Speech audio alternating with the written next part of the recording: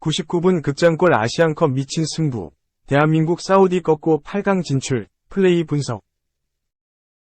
한국 축구대표팀이 2024 아시아축구연맹 AFC 아시안컵 8강에 진출. 64년 만에 우승을 향해 일보 전진했다. 위르겐 클린스만 감독이 지휘하는 한국은 31일 오전 이하 한국 시간 카타르 알라이안의 에듀케이션 시티 스타디움에서 열린 사우디아라비아와의 16강전서 조규성, 미트윌란 위 극적인 동점골로 1대1로 비긴 뒤 승부차기에서 4대2로 승리해 8강에 올랐다. 이로써 한국은 오는 2월 3일 0시 30분 알 와크라구장에서 호주를 상대로 4강 진출을 놓고 8강 대결을 펼친다.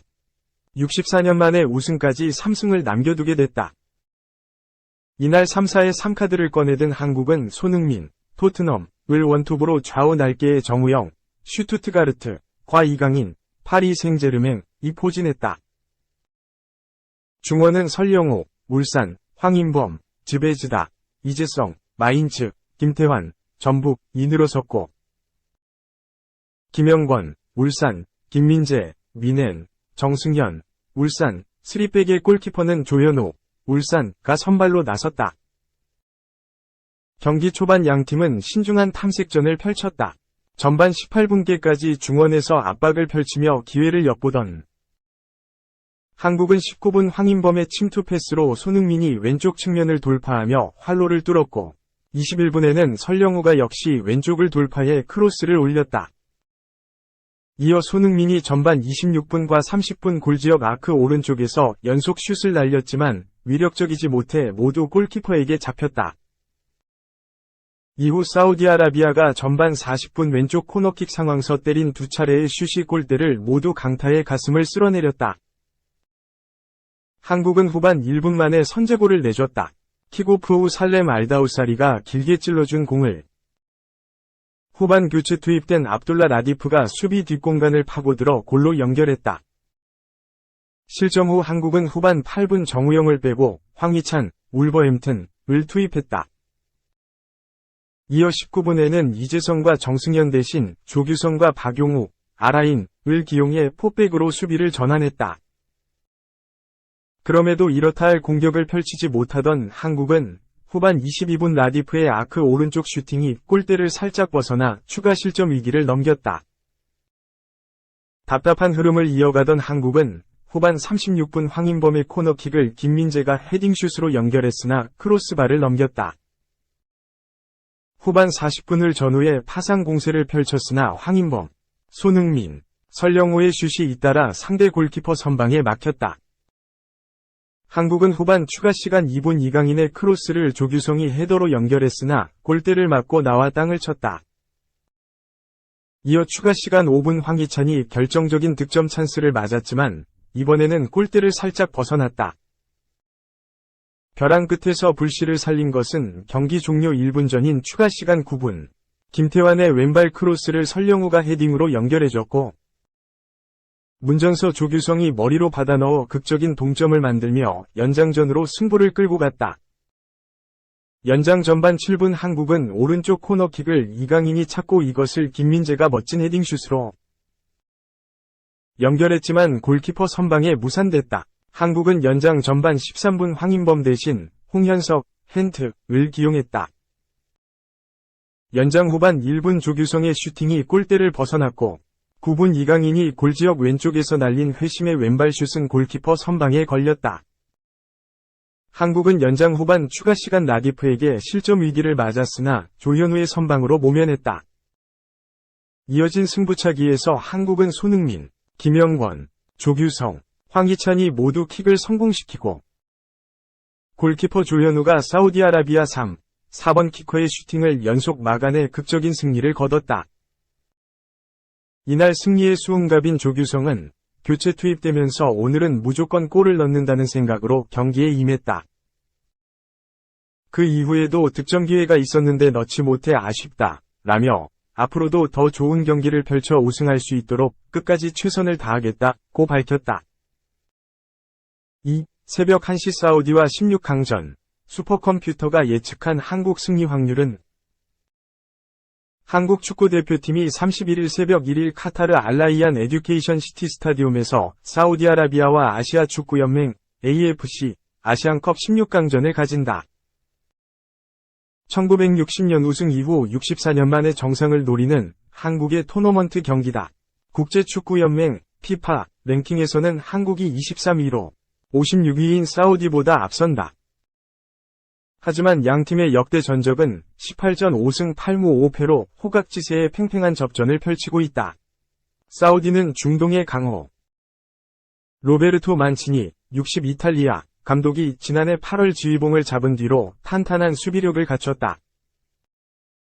한국은 유럽에서 맹활약 중인 손흥민 32 토트넘, 김민재 28 바이에른 미넨, 이강인 23 파리 생제르맹 등이 간판 스타다. 사우디는 살레 알셰으리 31, 살렘 알다우사리 33 이상 아릴랄 등이 소속팀에서 칼리두 쿨리발니 33, 후백 네베스 27 등 세계적인 스타와 호흡을 맞춘 선수가 있다. 외국은 둘의 대결을 어떻게 전망했을까?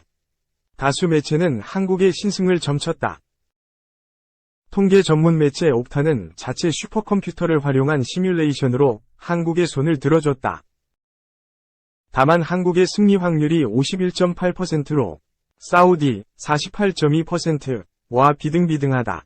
영국 매체 이브닝 스탠다드는 30일, 한국은 지난 7번이 아시안컵에서 최소 8강에 진출했지만 사우디는 2007년 이후 8강에 오르지 못했다. 그 경험이 차이를 증명할 것이라면서 한국이 2대1 이긴다고 분석했다. 글로벌 매체 스포츠키다는 1에서 1로 비긴 뒤 한국의 승부차기 승리를 예측했다. 사우디의 승리를 예측한 매체도 있다. 한국이 사우디의 수비를 넘지 못할 것이라는 분석이다. 미국 CBS 스포츠는 29일, 한국은 불안한 모습을 보이는 반면, 사우디는 견고하고 제압하기 어렵다. 로베르토 만치니 감독의 팀에는 다득점을 기대하긴 어렵지만, 1대 0으로 근소하게 이길 것이라고 예상했다. 스포츠몰은 사우디의 수비가 한국팀을 좌절시킬 수 있다고 본다. 며 1에서 1로 향한 승부차기에서 한국이 질 것이라고 주장했다. 16강전에서 이기는 팀은 8강전에서 호주와 맞붙는다. 3. 옛제자, 사비의 고충. 펩은 이미 알고 있었다. EPL보다 스페인이 압박감 커. 1000배 이상 어렵다. 스페인의 마르카는 31일, 한국 시각, 과르디올라가 사비를 지지했다. 그는 사비에게 공감했다라고 보도했다. 바르셀로나는 최근 사비 감독이 올 시즌 이후 팀을 떠날 것이라고 공식 발표했다. 사비 감독은 바르셀로나와 비아레알이 경기에서 바르셀로나가 3대5로 역전패하자 특별한 예고 없이 시즌 후 사임을 밝혔다. 사비는 팀을 떠나는 결정을 내린 이유도 직접 밝혔다. 그는 기자회견을 통해 내가 가치 없는 사람이라고 느껴졌다. 펩도 나에게 말했었고 루이스 엘리케 감독이 힘들어하는 모습도 이미 본 적이 있다. 감독으로서 하는 일을 즐기지 못하는 중이다. 평생 목숨을 걸고 경기를 치러야 하는 점은 정말로 잔인하다. 라며 심적으로 굉장히 힘들었다고 언급했다. 바르셀로나 감독직으로서의 부담에 대해서도 후임 감독도 마찬가지일 것이 문제다. 후임자에게 즐기라고 말해주고 싶지만 현실적으로 불가능하다. 다만 언젠가 팀에 복귀할 가능성도 무시할 수 없다. 나는 바르셀로나의 일원이고 팀이 필요로 하는 자리에 있을 것이다. 라고 밝히며 애정 어린 말도 잊지 않았다. 과거 사비의 선수 시절 그를 지도했던 과르디올라 감독도 사비의 부담감에 공감하며 지지했다. 마르카는 과르디올라는 사비에게 공감하며 바르셀로나 감독이 직면하는 압박감이 세계 어떤 팀보다 크다고 설명했다라고 전했다. 과르디올라는 내 경험상 영국에서의 압박감과 스페인에서의 압박감을 비교할 수 없다. 스페인이 1000배나 더 어렵다. 일주일에 6번이 기자회견과 수많은 경기가 있다. 바르셀로나에서 느끼는 압박감은 다른 어느 곳과도 비교할 수 없다. 라고 밝혔다. 과르디올라는 바르셀로나 감독 시절 2008에서 2009 시즌 트래블과 더불어 엄청난 트로피를 얻은 감독이었음에도 큰 부담을 느꼈던 것으로 보인다. 사비의 이번 발언으로 다음 바르셀로나 감독이 될 후보자들의 고민도 커질 전망이다. 4. 예상보다 빠르게 주전 경쟁 돌입한 벤탄쿠르, 선 애착 인형, 사르의 조기 복귀가 결정타. 토트넘은 이번 겨울 중원 운영에 차질이 생겼다. 2023-24 시즌 엔제 포스테코글루 감독 체제에서 주전으로 등극했던 이브 비수마와 파페 사르가 모두 2023 아프리카 네이션스컵에 차출됐다. 비수마는 말리, 사르는 세네갈 대표팀의 부름을 받았다. 비수마와 사르의 이탈은 적지 않은 타격이었다. 비수마는 출중한 수비력과 기술, 전진 드리블로 포스테코글루 체제에서 중추적인 역할을 맡았다. 사르는 왕성한 활동량과 뛰어난 롱패스 능력으로 지난 시즌에 비해 두드러진 성장세를 보여줬다. 비수마와 사르의 공백을 메운 건 벤탄쿠르였다. 벤탄쿠르는 지난 시즌까지 토트넘의 핵심 미드필더였지만 지난해 2월 레스터 시티전에서 십자인대 파열 부상을 당하며 시즌 아웃됐다. 8개월 동안 회복에 전념한 벤탄쿠르는 지난해 10월에 복귀했지만 얼마 지나지 않아 아스톤 빌라전에서 상대 수비수의 태클로 인해 발목 인대가 파열됐다. 장기 부상을 무려 2차례나 당했지만 벤탄쿠르는 이를 모두 이겨냈다. 발목 인대를 다친 그는 예상 복귀 시점이 2월이었지만 12월 말에 그라운드로 돌아왔다. 비수마와 사르가 아프리카 네이션스컵 일정을 소화하는 사이 벤탄쿠르는 리그와 FA컵 경기에서 모두 선발로 나섰다. 본머스와의 FA컵 3라운드에선 주장완장을 차기도 했다. 약 한 달 동안 사르와 비수마의 역할을 훌륭히 수행했던 벤탄쿠르는 다시 주전 경쟁을 해야 하는 상황이 됐다. 사르가 예상보다 빨리 복귀했기 때문이다. 세네갈이 8강에서 코트디부아르의 무릎을 꿇으면서 네이션스컵 여정을 마무리했다.